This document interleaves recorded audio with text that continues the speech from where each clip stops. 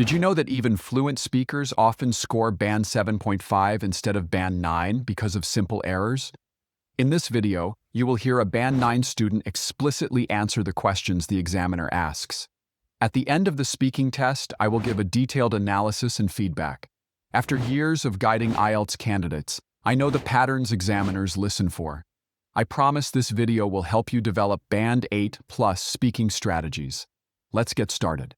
Part 1, Introduction and Interview. Good afternoon. My name is Andrew Monty. Can you tell me your full name, please? Good afternoon.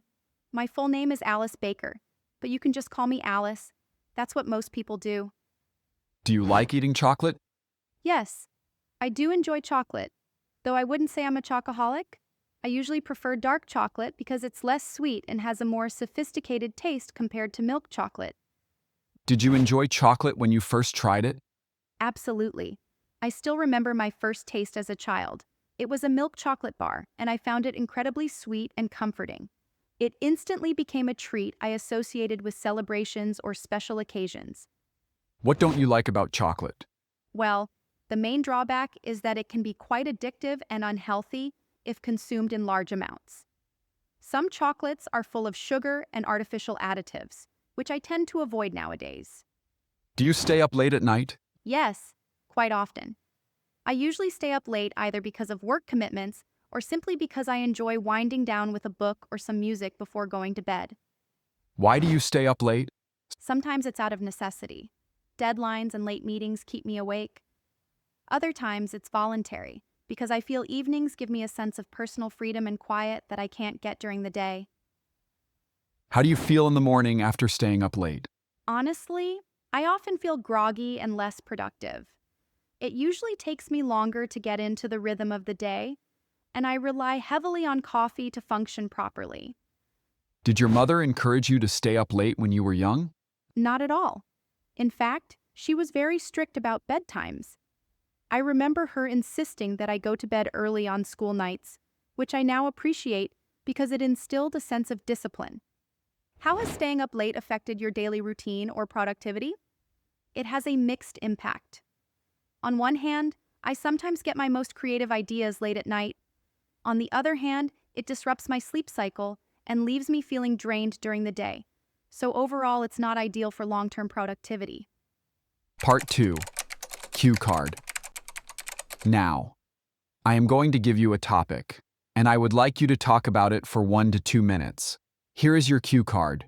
You have 1 minute to prepare. You can take notes if you want. Describe an unusual food you ate.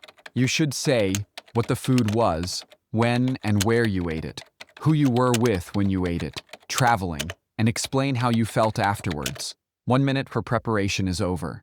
Please begin when you're ready. One unusual food I tried recently was fried tarantula, which is actually a delicacy in Cambodia. I ate it last year when I was traveling through Phnom Penh with a group of friends who were eager to experience authentic street food. At first, I was quite hesitant. The sight of a deep-fried spider was, to put it mildly, intimidating. However, I didn't want to miss out on the cultural experience, so I decided to give it a try. Surprisingly, it didn't taste as strange as I had expected. The outside was crunchy, almost like fried chicken skin, while the inside was softer and slightly earthy in flavor. I was with a few travel companions who were equally nervous but also curious. We all tried it together, and that made the experience more fun and less intimidating because we could laugh about it afterwards. In terms of how I felt, I'd say it was a mixture of pride and relief. Pride, because I had overcome my initial fear, and relief, because it didn't taste terrible.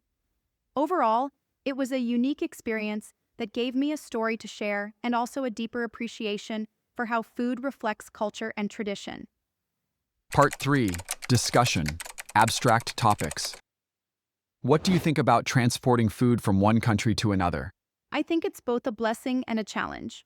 On the positive side, it gives people access to a wider variety of foods, which enhances cultural exchange and dietary diversity. However, transporting food internationally has a large carbon footprint and often reduces the freshness of produce, which is something consumers should be aware of. Do you often eat out? And do you think it is good to eat out? Yes, I eat out fairly regularly, maybe once or twice a week. I think it's a great way to socialize and try new dishes, but it's not necessarily healthy if done too often. Restaurant meals tend to be higher in fat, sugar, and salt, so it's important to strike a balance. Why do you think people choose to eat out? There are several reasons. Convenience is the biggest factor, especially for people with busy lifestyles. Another reason is the social aspect. Sharing a meal at a restaurant is often more enjoyable than cooking alone at home. And of course, many people simply like the variety and expertise of professional chefs. What are some ways to improve food preservation? Technology has advanced significantly in this area. Traditional methods like pickling, drying, or salting still work, but now we also have vacuum sealing, refrigeration, and freezing to extend shelf life. More recently, natural preservatives and packaging innovations are helping maintain freshness without relying heavily on chemicals. How does the transportation of food affect its quality? Transporting food long distances can diminish its nutritional value and flavor, especially in the case of fruits and vegetables. For instance, produce is often picked before it's ripe to survive the journey, which means it may not taste as good or be as nutritious by the time it reaches consumers. What impact does importing food have on the local economy and culture? It's a double-edged sword. On one hand, it boosts consumer choice and can even stimulate local economies by creating jobs in logistics and retail. On the other hand, it can undermine local farmers and traditional food cultures if imported products dominate the market. Carefully listen to the band score analysis.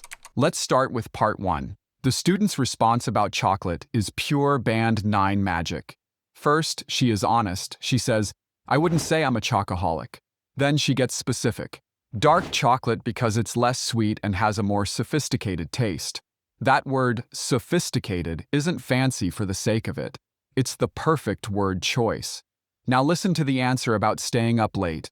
Sometimes it's out of necessity. Deadlines and late meetings keep me awake. Other times, it's voluntary, because I feel evenings give me a sense of personal freedom and quiet that I can't get during the day. See that beautiful contrast?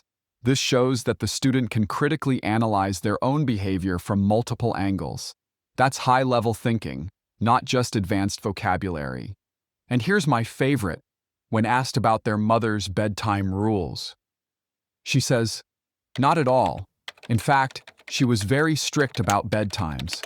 I remember her insisting that I go to bed early on school nights, which I now appreciate because it instilled a sense of discipline. That phrase, which I now appreciate because it instilled a sense of discipline, that's pure Band 9 thinking. They connect childhood experiences to adult understanding. It's reflective, and examiners love it.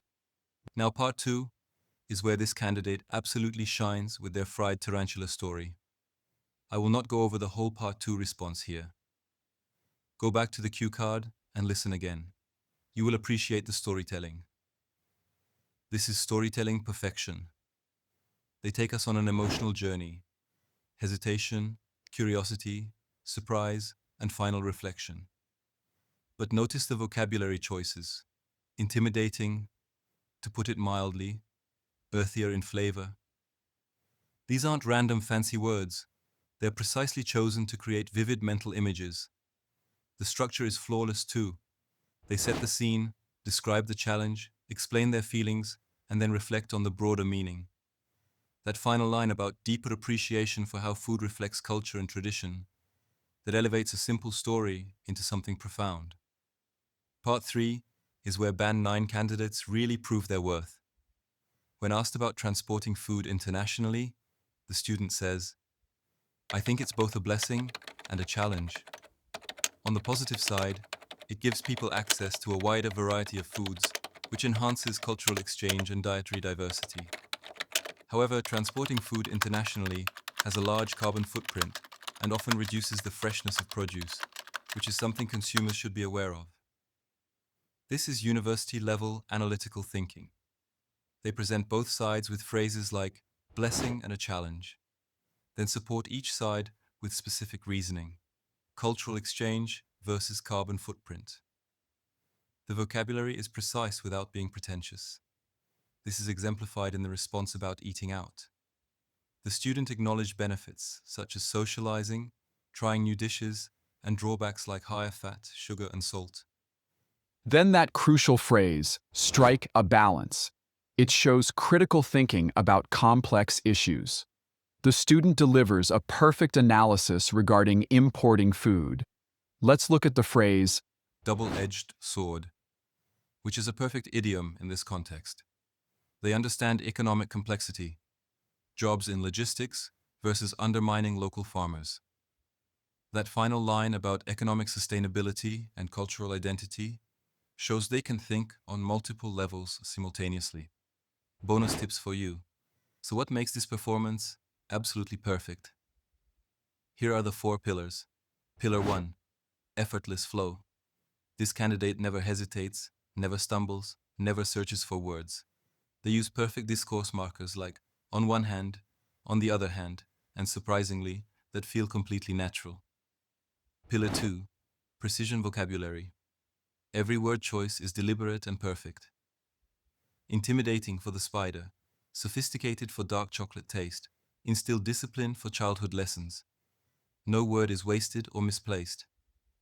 Pillar 3, complex grammar made simple. Band 9, students use advanced structures but make them sound effortless. Conditional sentences, contrast structures, and subordinate clauses all flow naturally without sounding forced. Pillar 4, intellectual depth. Band 9 students don't just answer questions, they explore implications. The chocolate answer becomes a reflection on health. The tarantula story becomes a cultural appreciation. Every response has layers.